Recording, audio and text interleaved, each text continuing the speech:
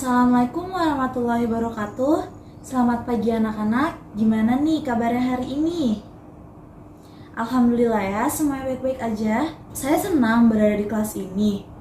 Yang katanya kelas 9C ini itu kelas yang anak-anaknya aktif dan pintar. Apakah benar seperti itu? Wah, benar ya ternyata. Ibu ingin bertanya, apakah di kelas ini ada yang tidak hadir? Alhamdulillah hadir semua ya. Di sini ada yang udah tahu nama ibu siapa? Oh, belum ya. Baik, ibu akan memperkenalkan diri ibu. Perkenalkan, nama ibu Cinta Vika Armala. Ibu biasa dipanggil Ibu Cinta. Saya bertempat tinggal di Tiga Raksa, lebih tepatnya di PWS. Latar belakang saya masih berkuliah di salah satu universitas, yaitu Universitas Indraprasta PGRI. Saya mengambil jurusan bimbingan dan konseling. Nah, di kesempatan kali ini, Ibu akan menjelaskan salah satu layanan yang ada dalam bimbingan dan konseling. Apa ya itu? Ada yang tahu nggak? Oh, belum ada ya. Jadi di sini Ibu akan menjelaskan layanan informasi. Anak-anak udah pada tahu belum? Apa sih layanan informasi? Oh, belum pada tahu ya? Oke, Ibu akan menjelaskan. Jadi, layanan informasi itu adalah layanan yang berusaha memenuhi kekurangan pada peserta didik atas informasi yang mereka perlukan. Dalam layanan ini, kepada peserta didik diberikan berbagai informasi.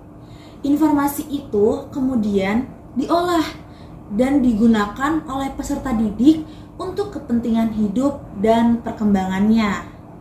Di sini anak-anak ada yang sudah tahu belum? Kenapa sih kita memerlukan layanan informasi?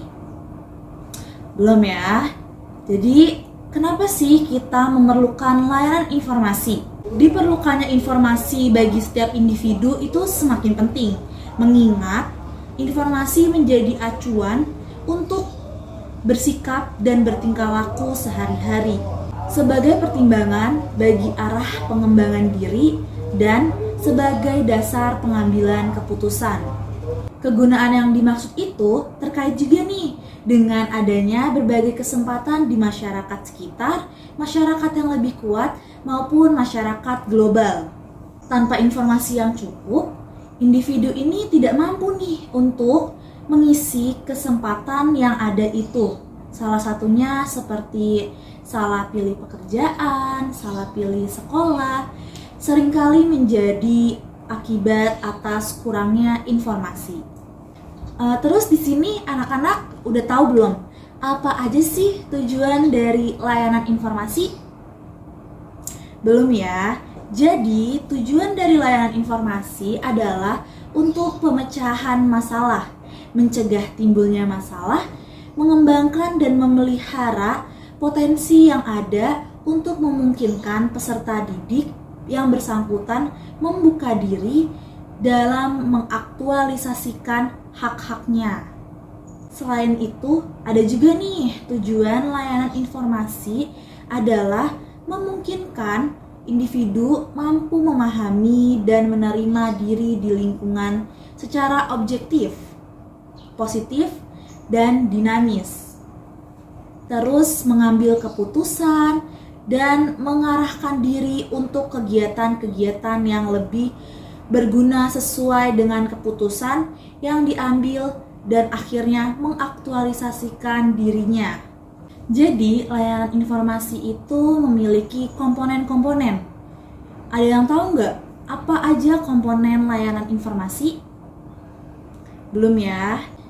Jadi, apa aja sih komponen dalam layanan informasi?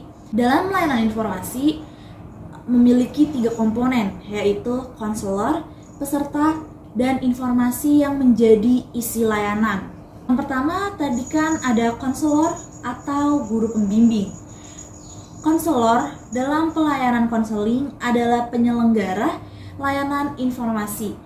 Konselor menguasai sepenuhnya informasi yang menjadi isi layanan tersebut. mengenal dengan baik peserta layanan dan kebutuhannya akan informasi, dan menggunakan cara-cara efektif untuk melaksanakan layanan tersebut. Tadi yang kedua ada peserta. Peserta layanan informasi dapat berasal dari berbagai kalangan, yaitu bisa dari siswa sekolah, mahasiswa, anggota organisasi, dan sosial politik, dan lain sebagainya. Nah, layanan informasi di sekolah berarti pesertanya adalah peserta didik. Benar sekali. Peserta didik menurut Undang-Undang Republik Indonesia adalah anggota masyarakat yang berusaha mengembangkan dirinya melalui proses pada jalur, jenjang, dan jenis-jenis tertentu. Terus tadi yang ketiga ada informasi yang menjadi isi layanan. Jenis, luas, dan kedalaman informasi yang menjadi isi layanan informasi sangat bervariasi. Contohnya itu ada informasi pengembangan diri, ada informasi hubungan antar pribadi dan moral, terus juga ada informasi pendidikan, kegiatan belajar, dan keilmuan teknologi. Terus ada juga nih informasi pekerjaan ekonomi. Terus ada juga informasi sosial budaya, politik, dan kewarganegaraan. Terus yang keenam ada informasi tentang kehidupan berkeluarga. Yang ketujuh ada informasi kehidupan agama. Layanan informasi itu memiliki asas-asas. Apa aja sih asas-asas dari layanan informasi? Jadi layanan informasi itu memiliki 4 asas. Yang pertama itu asas kegiatan. Terus yang kedua ada asas kesukarelaan. Yang ketiga ada asas keterbukaan. Dan yang terakhir ada asas kerahasiaan. Ibu memiliki ilustrasi tentang topik yang akan kita bahas nanti, yaitu tentang topik seks bebas. Jadi ada 2 orang siswi, yaitu siswi A dan siswi B.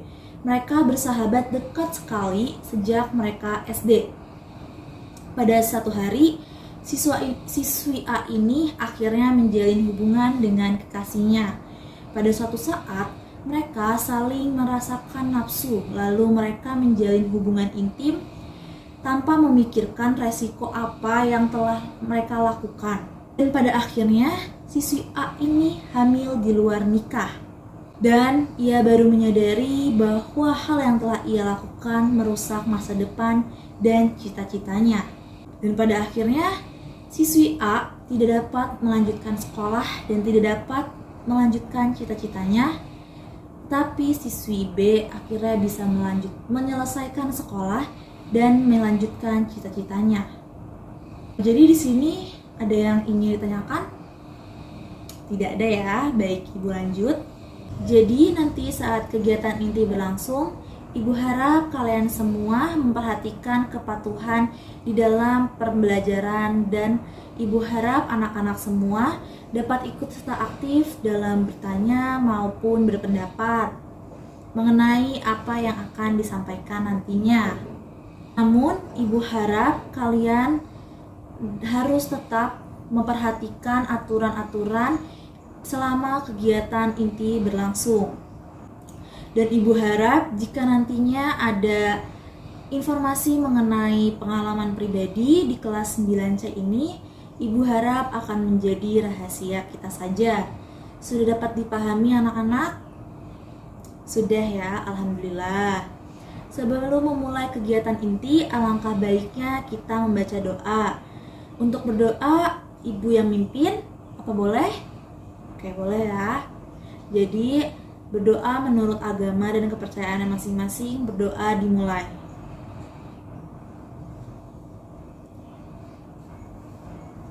Berdoa selesai.